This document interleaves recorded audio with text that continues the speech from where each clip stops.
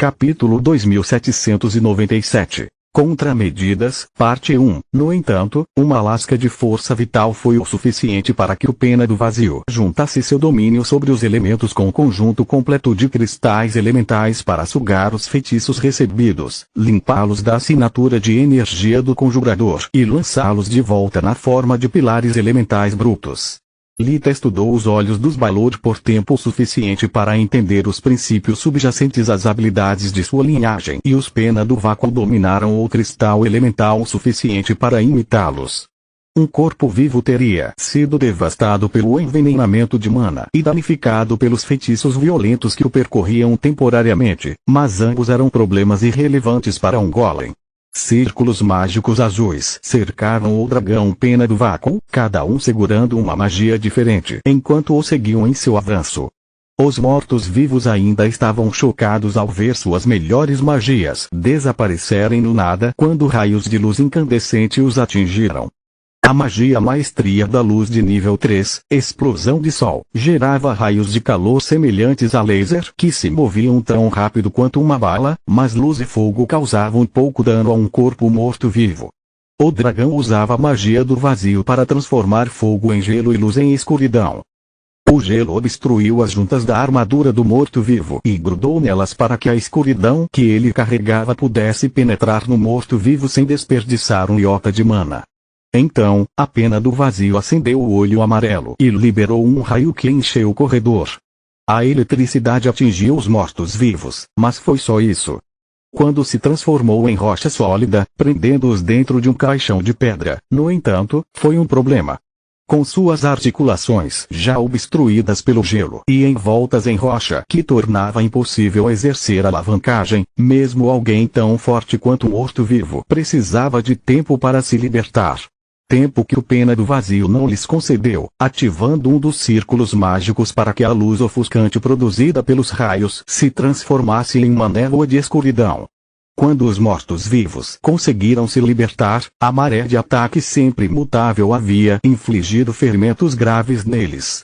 O lado bom é que eles eram muitos e o golem era um. Cavalheiros, por favor. A horda de demônios escondidos atrás da Pena do Vazio atacou os inimigos enfraquecidos em frenesi, massacrando-os como gado.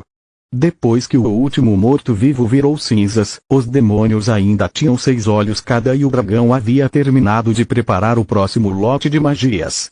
Seu avanço foi mais lento que o de Lich Solos. Ele não tinha como recarregar os núcleos negros dos demônios, então ele tinha que fazer cada golpe valer a pena. Lito evitou as fortes barreiras alimentadas pelo geyser de mana, já que lidar com elas era perda de tempo, a menos que levassem aos andares inferiores. Ele não se apressou em seu avanço, aproveitando o tempo para repor sua força e a bainha de Ragnarok enquanto estudava as formações de defesa inimigas à distância. Parece que tenho que passar por aquela junção se quiser prosseguir. Os olhos de Lita avistaram uma barreira dourada semelhante à que Solos tinha acabado de superar. Ele tentou as outras rotas e todas terminaram do mesmo jeito.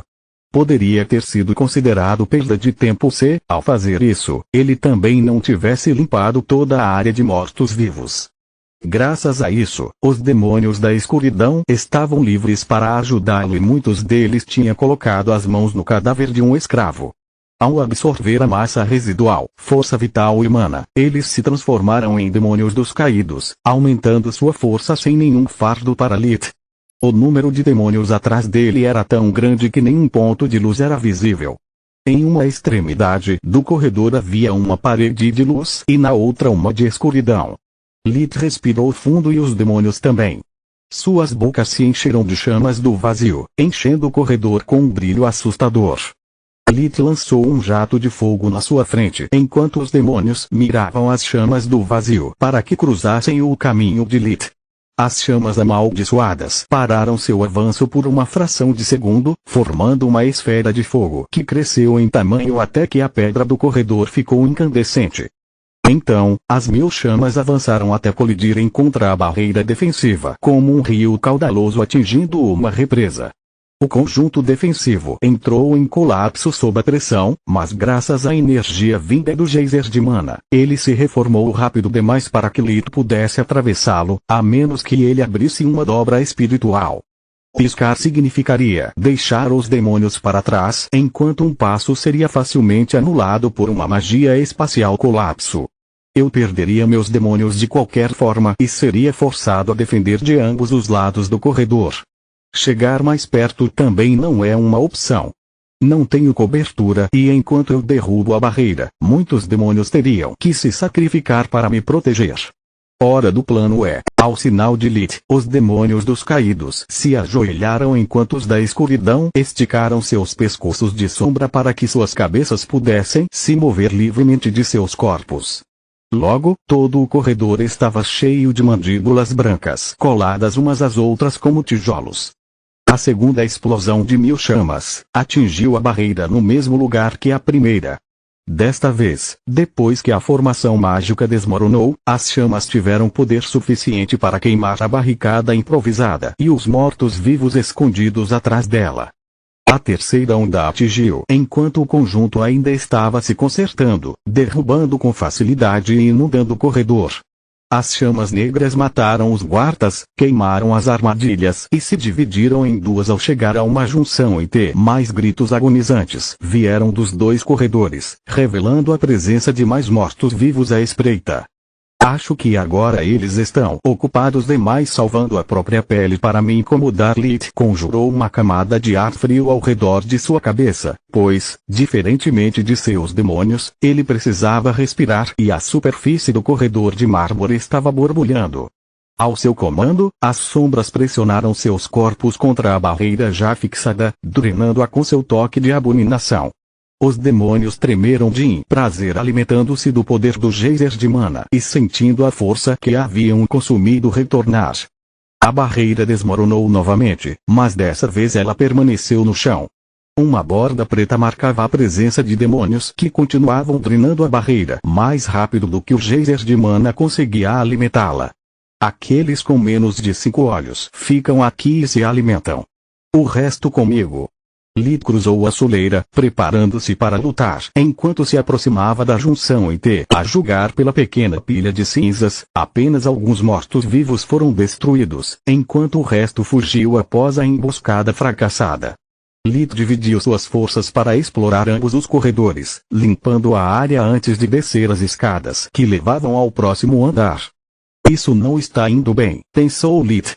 A presença do geyser está ajudando mais as forças defensivas do que a nós. Encontramos muito mais resistência do que no outro ramo e algumas das matrizes eram fortes o suficiente para enfraquecer vários demônios. Eu os dividi para que Solos e o Pena do Vazio pudessem agir por conta própria, mas isso me deixou com a menor unidade. Capítulo 2798 Contramedidas, parte 2. Sou o único que consegue recarregar os demônios rapidamente, claro, mas quanto mais uso revigoração neles, menos funciona para mim. Lith enviou Valia e Varegrave para a frente, esperando uma emboscada. Ele não ficou desapontado. 2 mendigos os receberam com um lamento arrepiante que congelou os demônios e conjurou uma parede de gelo que cortou os reforços. Valia e Varegrave estavam preparados para algo assim. Durante o interrogatório da unidade de assassinos enviada à mansão Veren, Lith extraiu deles as contramedidas que as cortes dos mortos-vivos haviam elaborado contra suas diferentes formas. Vendigos para o dragão, andarilhos noturnos para a abominação e bruxas sangrentas para o Tiamat. Os 2 antigos membros do corpo da rainha avançaram enquanto prendiam a respiração, de modo que, quando expiravam, liberavam uma explosão de chamas de origem por todo o corpo. As chamas místicas transformaram o gelo em vapor, cegando os vendigos de ver as lâminas miradas em seus intestinos. Esmagar a cabeça ou perfurar o coração de um vendigo era inútil. Nascido de uma pessoa que passava fome durante um inverno rigoroso a ponto de se alimentar dos cadáveres de membros de sua própria raça, o ponto fraco de um vendigo era a carne inapodrecida de sua primeira vítima. A menos que fosse destruído, os mortos-vivos peludos se regenerariam infinitamente, dado tempo e poder suficiente em seus núcleos de sangue.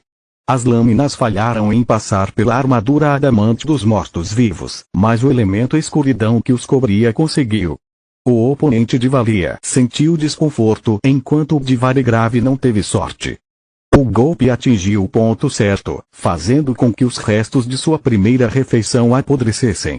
A força da Vêntigo despencou e ela tentou recuar, mas o demônio dos caídos continuou pressionando para frente. Me ajude, droga! Ela gritou de medo enquanto a eternidade que lhe havia sido prometida escorregava por entre seus dedos. Escravos e mortos-vivos vieram em seu auxílio, mas assim que o feitiço de detecção de matriz e a matriz de detecção de vida de Elite lhe forneceram as informações de que ele precisava, o resto do grupo estava perto o suficiente para ajudá-los e apoiá-los, mas também fora do alcance dos mortos-vivos. Sem ter ideia de quão fundo o prédio era e quantos inimigos ele enfrentaria, Lito usou os demônios para reconhecimento enquanto estudava a situação de uma distância segura. Ele estava perto o suficiente para ajudá-los e apoiá-los, mas também fora do alcance dos mortos-vivos. Agora! Uma voz familiar gritou e os mortos-vivos pularam para o lado, sem se importar se isso os deixaria expostos a um golpe. Uma construção enorme em forma de mãos feitas de pura escuridão alcançou a multidão de demônios, dividindo-se em muitos membros menores que agarraram seus respectivos alvos e os prenderam contra a parede.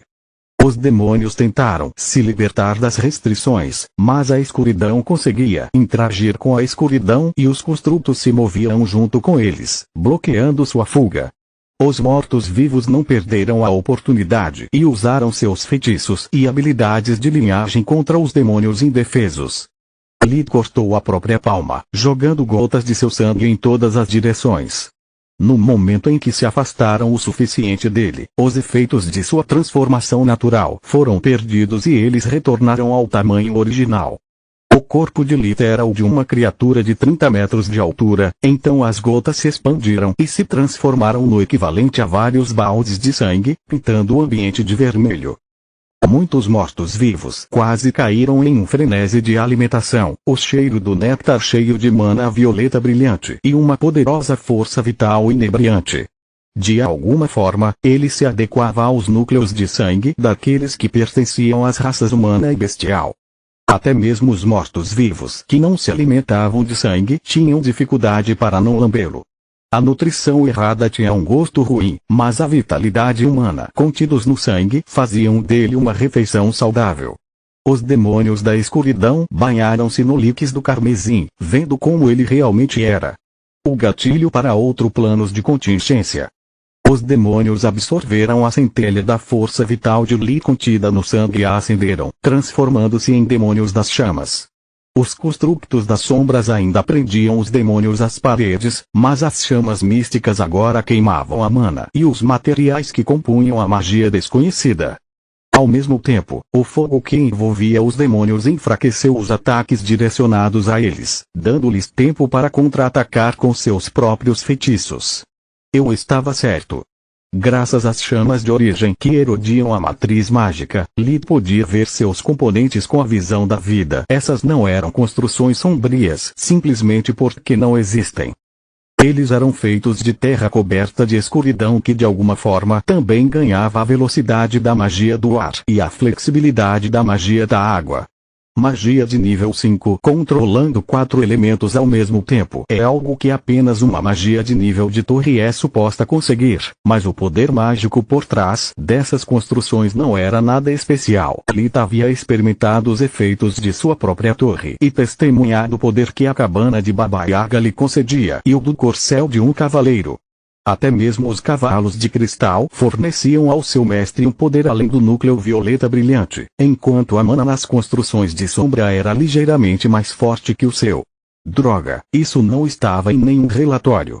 Adicione os demônios flamejantes ao banco de dados. Urma, o andarilho da noite, disse enquanto minava a vitalidade de seu rebanho para recuperar a mana perdido. Suas mãos traçaram os sinais místicos e sua boca falou as palavras de poder, ambas se movendo com a rapidez dos mortos-vivos e a perícia de séculos. Ele também usou a verdadeira magia das trevas para tecer o resto de seus feitiços com sua mente.